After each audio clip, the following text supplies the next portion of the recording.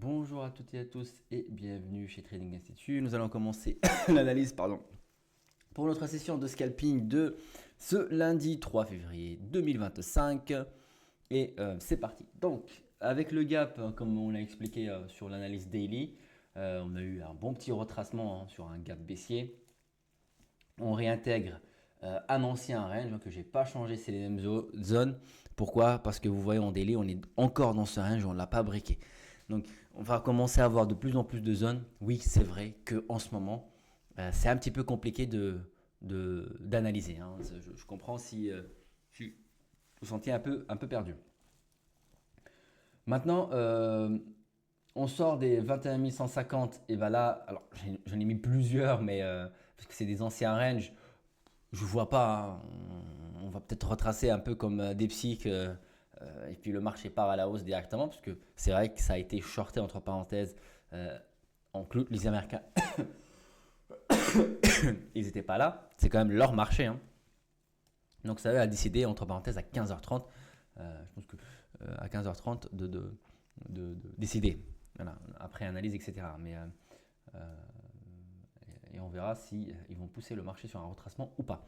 En tout cas, j'aimerais pas être en Europe parce qu'on se réveille le matin et on arrive ici, bah ça a été shorté pendant la session asiatique, puis les Américains ils arrivent qu'à 15h, et bah qu'est-ce qu'on fait en Europe? Bah, on regarde un petit peu et on attend l'arrivée des Américains, hein. C'est tout à fait normal. Donc une variation potentielle de 130 points et pourquoi pas 290 points à la hausse et une potentielle variation, alors on prend que les deux TP, hein, d'ici, si ça n'a pas bougé d'ici l'Open. 120 points et pourquoi pas 225 points sur le Nasdaq. Et n'oubliez pas, c'est une semaine NFP, mais bon, grâce aux annonces, à cause des annonces de Trump, il nous a fait monter un VIX à 20, presque 21. Donc on pense que le marché pourra potentiellement bouger avant en attendant NFP. Le S&P, il est beaucoup plus costaud hein, que le Nasdaq, comme on l'a vu sur l'analyse moyen long terme, l'analyse daily. Alors daily pour dire voilà, on est dézoomé, hein, mais comme on dit tout le temps, on traite pas le temps, on traite plutôt les volumes, donc des volumes beaucoup plus importants. Le Nasdaq est ici, comme vous voyez, hein, on l'a vu tout à l'heure. Alors attendez, je vais vous confirmer ce qui était zone intermédiaire ou acheteuse.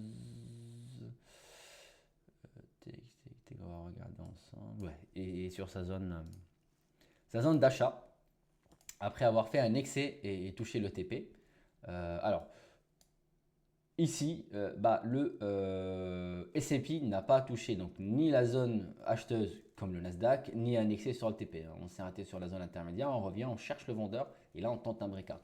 Donc voilà, n'hésitez pas un peu, bon, je ne traite pas la corrélation bien évidemment, mais à regarder un petit peu, voir lequel le plus costaud entre les deux et est-ce que le S&P c'est là aussi pourra potentiellement tirer le Nasdaq vers le haut. Parce que ça arrive aussi que le S&P aussi, et puis le Nasdaq il reste range où il valait un peu avant même de retracer. Okay. Donc voilà pour le S&P, première variation sur le S&P, on pourra avoir 32 points à la hausse et si on est baissé on peut avoir 43 points. Alors je vise les premiers TP parce que comme on a dit sur le S&P, il a beaucoup plus tenu le choc pardon, que Nasdaq. Et donc déjà 37 points à la hausse et 45 points à la baisse. Et c'est énorme hein, pour une variation sur le S&P. Donc voilà les zones, n'hésitez pas à regarder. On se retrouve tout à l'heure dans le live. Je vais annoncer ça dans le live sur le Discord. Prenez soin de vous et à tout à l'heure. Merci tout le monde.